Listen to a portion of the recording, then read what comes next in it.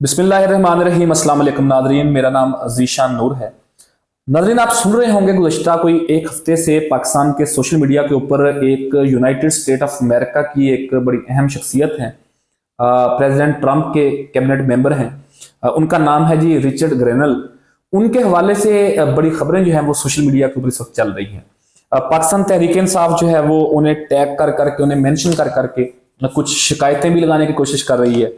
जबकि दूसरी तरफ जो पाकिस्तान मुस्लिम लीग नवाज है, यानी कि पाकिस्तान तहरीक इंसाफ के अपोजिट जितने भी कैंप हैं, उनकी तरफ से ये कहा जा रहा है कि एब्सोल्युटली नॉट से एब्सोल्युटली यस तक का सफर जो है वो इमरान खान ने तय करना शुरू कर लिया है। बुनियादी तौर के ऊपर उनका कहना यह है कि अमेरिका के ऊपर इल्जाम आयद किया गया था कि उनकी हुकूमत गिराई गई।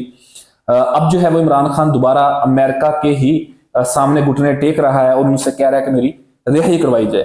लेकिन इन सारी सूरत हाल के अंदर नाज़रीन, रिचर्ड ग्रेनल क्यों इतनी अहमियत इख्तियार कर गए हैं, इसके ऊपर थोड़ी सी क्लैरिटी मैं आपके सामने रखना चाहता हूं। और आज जो एक नई चीज भी सामने आई है, जो मुस्लिम लीग नून साइड से जो सोशल मीडिया इन्फ्लुएंसर है उनके, वो ये कहते हैं कि जी रिचर्ड ग्रेनल का जो ट्विटर अकाउंट है वो अकाउंट ही जाली है।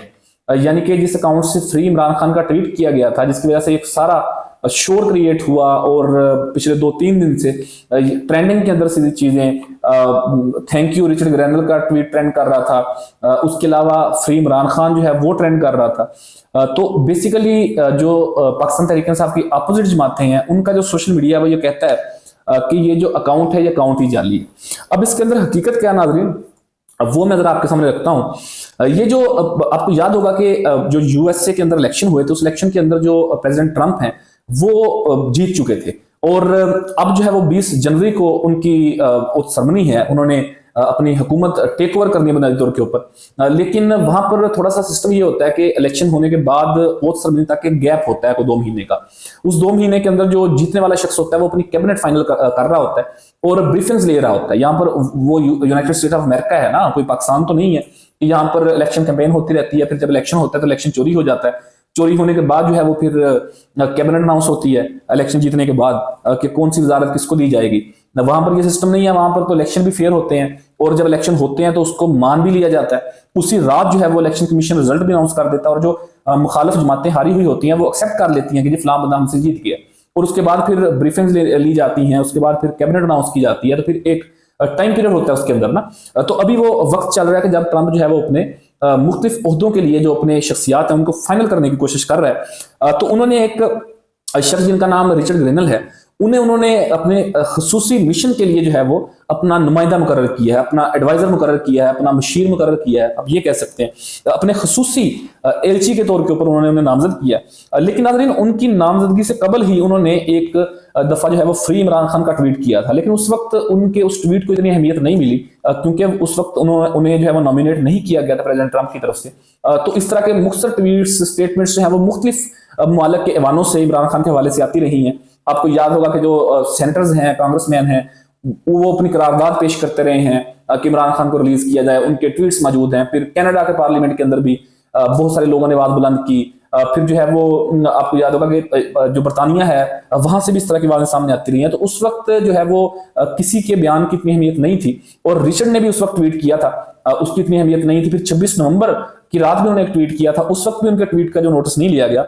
लेकिन जब उन्हें नॉमिनी कर दिया गया प्रेसिडेंट ट्रंप की तरफ से, तो फिर जो है वो उनका जो ट्वीट सामने आया, वो बुनियादी तौर के ऊपर जो पाकिस्तान का एक बड़ा टीवी चैनल है जियो टीवी, उन्होंने उनके हवाले से एक खबर जो है वो लगाई थी कि वो हम जिस परिस्थिति को जो है वो सपोर्ट करते हैं, और उसको उन्होंने जो है वो कोट करके लिखा था कि आप जो मर्जी बोलते रहे, मैं यही कहूंगा फ्री इमरान खान। तो वो जो ट्वीट उनका था फ्री इमरान खान का, वो बड़ा वायरल हुआ पाकिस्तान में, खुसूसन पाकिस्तान तहरीक इंसाफ के ओहदेदारान जो हैं उन्होंने उनका थैंक यू किया। तो वो ट्विटर के ऊपर जो वो ट्रेंडिंग में चला गया और तकरीबन जो है वो इस वक्त 12.5 मिलियन 12.5 मिलियन जो है वो उसकी रीच है उस ट्वीट की। लेकिन जब 10 मिलियन क्रॉस किया वो ट्वीट, तो उन्होंने फिर दोबारा उसको को ट्वीट किया और कहा कि 10 मिलियन रीच हुई है मेरे ट्वीट की। तो ये वाजे करता है कि इमरान खान जो है पॉपुलर लीडर है पाकिस्तान के अंदर। फिर उन्होंने लिखा था फ्री इमरान खान। तो ये जो है वो सूरत हाल सामने आई।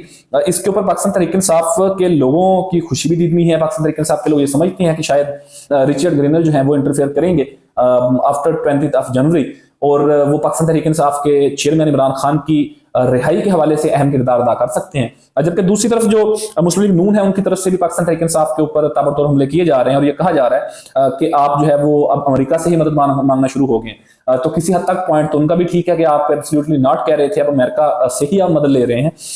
तो ये सूरत हाल थी। और दूसरा, आज एक और भी, जैसे मैं पहले बता चुका हूं आपको कि मुस्लिम लीग नून का जो सोशल मीडिया कैंप है वो ये कह रहा है कि उनका ट्विटर अकाउंट ही जाली है। वो जो है वो पाकिस्तान तहरीक इंसाफ का ओहदेदार है वही वहां से चला रहा है।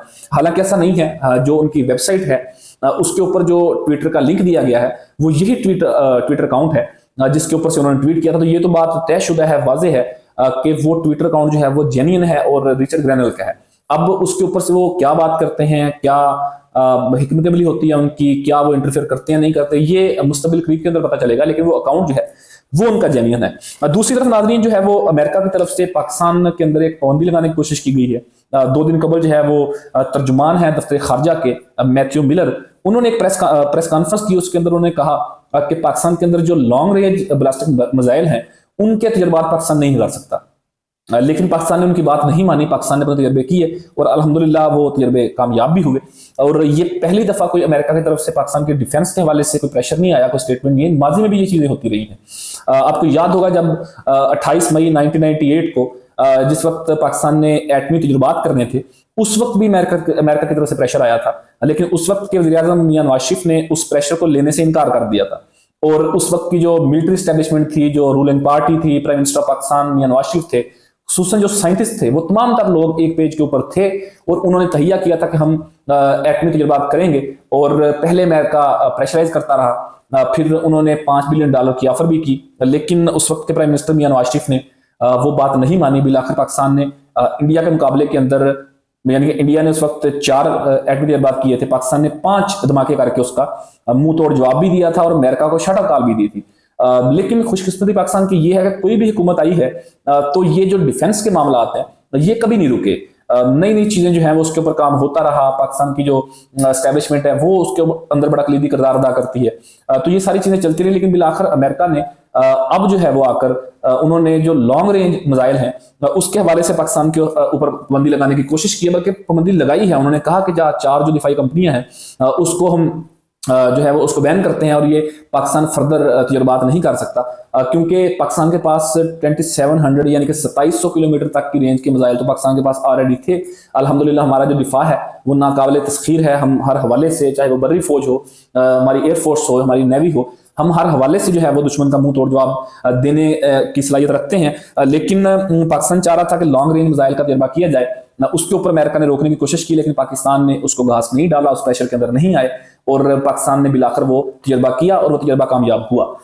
ये हो ही नहीं सकता पाकिस्तान के अंदर कि पाकिस्तान की एस्टेब्लिशमेंट इतनी मजबूत हो, पाकिस्तान की कौम इतनी खुददार हो और तमाम पॉलिटिकल पार्टीज एक पेज के ऊपर हों और कोई मुल्क ये कहे कि आप ये नहीं कर सकते। ऐसा हो ही नहीं सकता, सवाल ही पैदा नहीं होता। पाकिस्तान एक खुददार मुल्क है, खुददार कौम है और पाकिस्तान ने प्रेशर कई दफा लिया भी होगा अमेरिका का, लेकिन डिफेंस के मामला के ऊपर पाकिस्तान कभी भी किसी प्रेशर को एक्सेप्ट नहीं करता। तो इस हवाले से जो तमाम का तर्क क्रेडिट है वो ऑब्वियसली पाकिस्तान की एस्टेब्लिशमेंट को जाता है, वो उन तमाम लोगों को जाता है जिन्होंने इसके अंदर किरदार अदा किया, इसके ऊपर मेहनत की होगी। तो ये बेसिकली वो अपडेट थी अमेरिका के हवाले से। दोनों अपडेट्स, एक वो रिचर्ड ग्रेनल के हवाले से जो ट्विटर अकाउंट का ट्वीट्स का मामला चल रहा है वो आपके सामने रखने की कोशिश की है, और दूसरा जो है वो अमेरिका की तरफ से जो पाबंदी लगाने की कोशिश की गई थी उसके ऊपर पाकिस्तान ने जो रद्द-ए-अमल दिया है वो भी आपके सामने रखा है। अब देखते हैं कि आने वाले चंद दिनों के अंदर क्या अमेरिका कोई इंटरफेयर करता है पाकिस्तान के अंदर इमरान खान की रिहाई के हवाले से।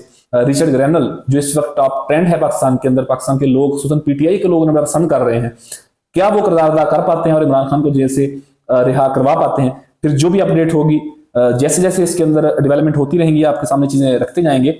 ये थी ओवरऑल अपडेट। अपनी कीमती राय का इजहार जरूर कीजिएगा। अब तक के लिए इतने, अपने मेजबान ज़ीशान को इजाजत दीजिए। अल्लाह हाफिज।